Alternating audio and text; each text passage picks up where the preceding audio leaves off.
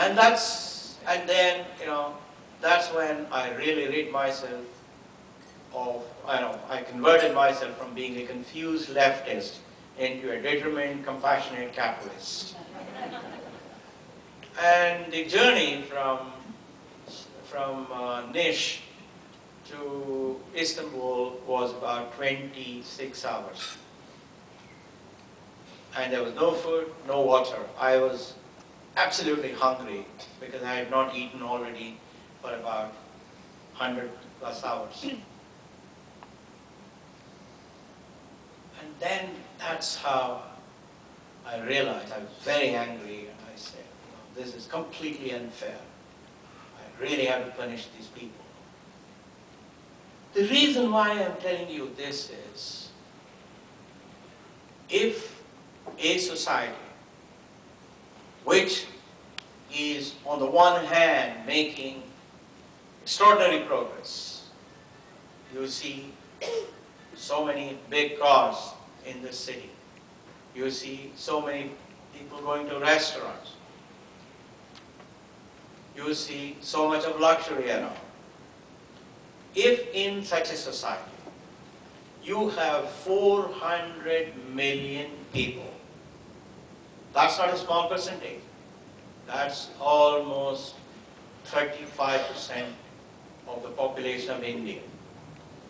And lots of them are in cities where there is so much of economic growth, so much of progress. And these people, if these people lose faith in the society, if these people become angry with the society, and I don't blame them if they became angry. Now, I was at the Occupy Wall Street the other day. I went with a senator, and I spent a couple of hours. And I spoke to a lot of these idealistic men and women, and most of them young people. And I could see so much of anger in them. I could see so much of disappointment in them. I could see so much of frustration in them that this society is not being fair. Now imagine a nation where 35% of the people have no hope of sending their children to school, have no hope of their children acquiring basic skills, and they are not going to like that situation. And all the wonderful things that are happening to the country will be in jeopardy. This is a rare window of opportunity that India has got in the last perhaps 1,000 years, but some people contest it. I accept it, even maybe 300 years, when we have seen an opportunity for India to make sustainable economic progress. We have seen an opportunity for India to remove the scourge of poverty. In such a situation, you cannot have 35% of people, 400 million Indians, disenchanted with us, disappointed with us, angry with us, and frustrated with us. Therefore, it is indeed our responsibility.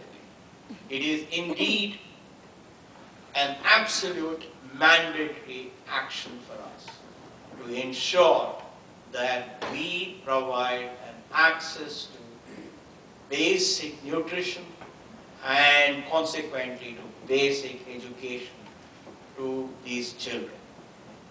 And that is what Akshyapatra is doing. I am extremely excited about Akshyapatra for several reasons.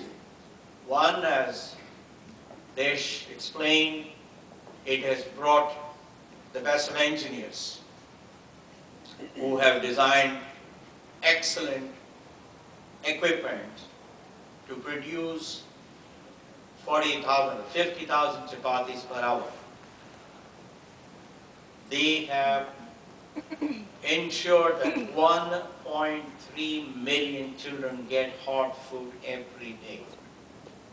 To imagine that in 2000, only 1,500 children were given food. In fact, I had the privilege of serving the first child in 2000 at a school just next to Infosys, because in some way Akshyapatra is the brain child of my colleague Mr. Mohandas Pai, the former CFO of Infosys. And imagine a program scaling up from 1,500 children to 1.3 million children. In other words, this has all the ingredients for indeed solving this big and important issue for the country. This is the only hope that we have in some way of ensuring that the hapless children have an access to reasonable education. This is also unique because this is perhaps the finest example of cooperation between the government on the one hand, the civil society and the private sector on the other hand. You cannot let this program fail. It is your responsibility, it is my responsibility, it is everybody's responsibility to make sure that such a shining example like Akshyapatra becomes durable, gets to 5 million children by, they say 2020, I have a feeling they will do it by 2015, 2016, if we all support them well, and perhaps they will get to 25 million. And nobody else in the world has attempted such a fantastic, such an ambitious program. And the responsibility of putting India on the global map of being the most successful country in the world, of bringing hope, joy, and confidence to every child is an extraordinary privilege, and that responsibility rests on you and me. Yesterday, when Dev was driving us in Atlanta, he and I were discussing as to why we are doing it. Why is it that, get up at 4 o'clock in the morning, which they did when they came from Boston to Atlanta, and then, come, do all these arrangements, speak to people, excite them, and then go and sleep late, and again next morning get up. We are doing it this time at 4 places. He said, look, it's very easy for you and me to write a check for $150,000 and be done with it.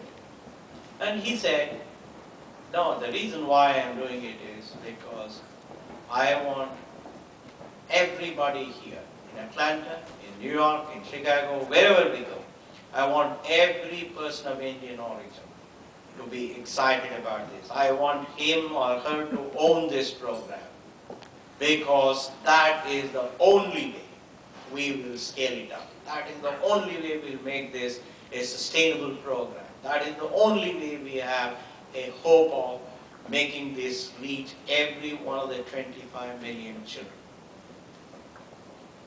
Third, I think this is a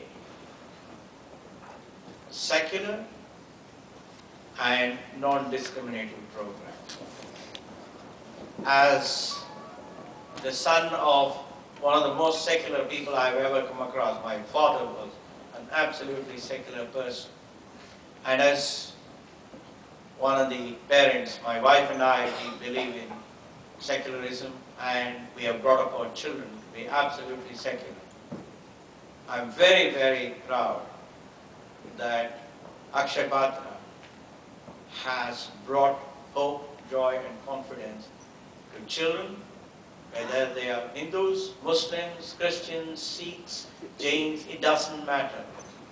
All that matters is that that child is hungry, and that child will be fed, and that child will learn something in the school. We have to support such programs which span the entire population.